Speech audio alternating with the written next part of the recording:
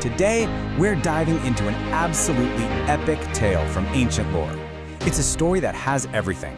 Gods, demons, a curse that literally turned 60,000 princes to ash, and this incredible, multi-generational quest to bring a celestial river down from the heavens just to heal a broken world. We're going to break this down into 4 parts. First, we'll start with a huge cosmic problem, an ocean that gets drunk dry. Then, we get a tragic curse born out of pure pride. After that, we follow an absolutely unwavering quest for redemption that spans generations. And finally, we'll see how this powerful river was tamed to save not just a bunch of souls, but the entire world. Alright, so our story kicks off not on Earth, but way up in the heavens, with, a classic setup.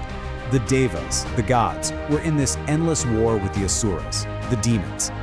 So the demons, trying to get away from the gods, find the perfect hiding spot, the cosmic ocean. The gods can't find him, so they go to this incredibly powerful sage, Agastya, for help. And his solution? Well, it's pretty out there, to say the least. He literally drinks the entire ocean. And yeah, it works. The demons are exposed, they're defeated. But this victory creates a brand new, massive problem. The world is now left completely without its seas. And that, right there, is the first huge crisis of our story. The gods solved their immediate issue, sure, but in the process, they created a full-blown planetary disaster.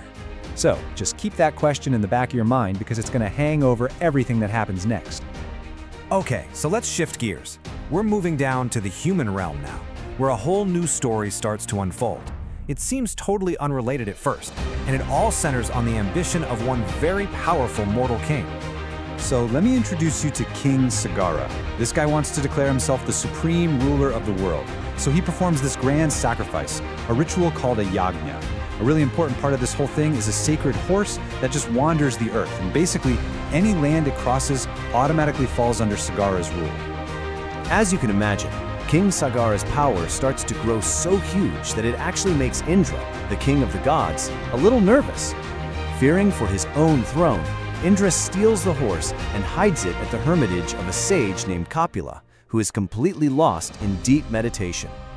Sagara sends his 60,000 sons to find the horse, and when they finally do, they see the horse, they see the meditating sage, and they jump to a really, really bad conclusion.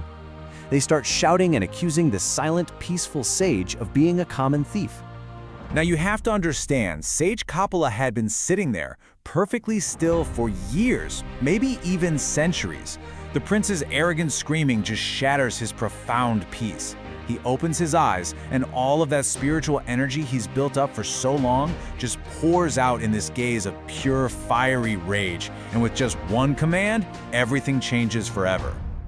Just like that, in a single flash, all 60,000 of his sons are gone. Nothing left but 60,000 piles of ash. Because they were denied the proper final rites, their souls are now trapped, stuck between worlds, unable to find any peace or move on. This right here becomes the central human tragedy of our entire story. So how do you fix something this catastrophic? Well, turns out, the only way to purify those ashes and free the prince's souls is with the holy waters of the celestial river, Ganga, who lives up in the heavens. And so begins this unbelievable, multi-generational mission to bring her down to earth. And listen, this was not a quick fix. King Sagara, completely heartbroken, dedicates the rest of his life to penance, trying to earn the gods' favor. But he fails, and so do his kids, and their kids. Generation after generation takes up this sacred quest, until finally, it falls to a man named Bhagiratha. His devotion, his singular focus, was just on another level, absolutely unwavering. Finally, after what must have felt like an eternity of intense penance, the creator god Brahma appears to Bhagiratha. He's so moved by his devotion that he grants his wish. Ganga will come down to earth. It feels like the quest is finally over, but there's a problem, a really big one.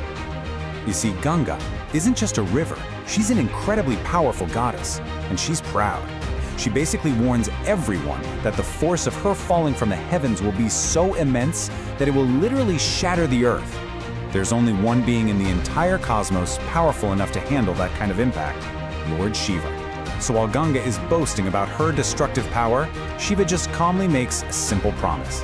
I'll contain her. And so we finally arrive at the grand climax of our story.